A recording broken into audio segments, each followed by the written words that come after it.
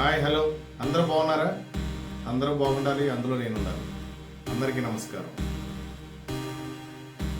ఇంకా ఈరోజు టాపిక్లోకి వెళ్తే అంటే మీకు ఒక మూవీ కోసం చెప్దాం అనుకుంటున్నాను. ఆకలి రాజ్యం. అది 1980లో రిలీజ్ అయిన మూవీ. అది అందులో కమల్ హాసన్ హీరో. అంటే స్టోరీ అంతా పక్కన పెట్టినా సరే ఆ మూవీలో నిరుద్యోగుల కోసం, వాళ్ళ యొక్క కష్టాల కోసం కూడా ఎక్కువ ఎలివేట్ చేస్తూ తీసిన మూవీ అది. అందులో ఒక సాంగ్ ఉంటుంది, సాపాటు ఇటు లేదు పాటైన పాడు బ్రదర్ అనేసి ఒక సాంగ్ ఉంటుంది. బహుశా మీరు అందరూ వినే ఉంటారని నేను అనుకుంటున్నాను.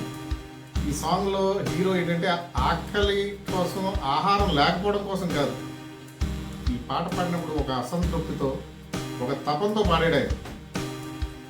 ఆ ఆకలిని ఏ రకంగా మనం అనుకోవాలంటే ఒక గౌరవం కోసం ఆకలి, గుర్తింపు కోసం ఆకలి, తన విలువలు నిరూపించుకోవాలనే కోరికతో నిండిన ఆకలి.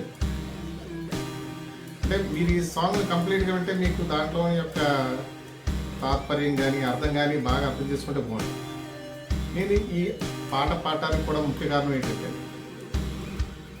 మన ఆఫీస్కి, కొంతమంది ఆఫీస్లో లైఫ్ స్టైల్ వీటికి ఎలా కనెక్ట్ చేసుకోవచ్చు అనే ఉద్దేశంతో ఈ పాట పాడటం జరిగింది. ఆఫీస్లో కూడా చాలామంది ఇలా ఉంటారు, ఒకరు కొంతమంది ఏమనుకుంటారంటే నాకు జీతం సరిపోవట్లేదు, కొంతమంది అనుకుంటారు నాకు ఐడెంటిటీ లేదు, కొంతమంది అనుకుంటారు నన్ను అప్రిషియేట్ చేయట్లేదు నేను ఎంత పని చేసిన. ఇవన్నీ కూడా ఆకలి రాజ్యాలే. కానీ సినిమాలో హీరో మాత్రం ఒకటి అర్థం చేసుకున్నాడు. ఆకలిని తిట్టడం కాదు, ఆకలిని కూడా ఒక ఇంధనం లాగా, అంటే ఒక ఫ్యూల్ లాగా యూజ్ చేసుకొని ఎలా ముందుకు వెళ్ళొచ్చు అనేది చూపించాడు. ఈ ఆకలికి కూడా ఉంటాయి రెండు రకాల దారులు ఉంటాయి. ఆకలి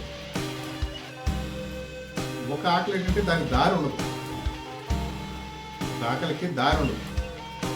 అంటే దానికి ఎప్పుడు కూడా ఆకలికి ఎప్పుడు కంప్లైంట్లు, పోలికలు, ఎప్పుడు లేజినెస్, ఆకలి ఆ చూద్దాంలే ప్రొలాంగ్ చేసే ఆకలి.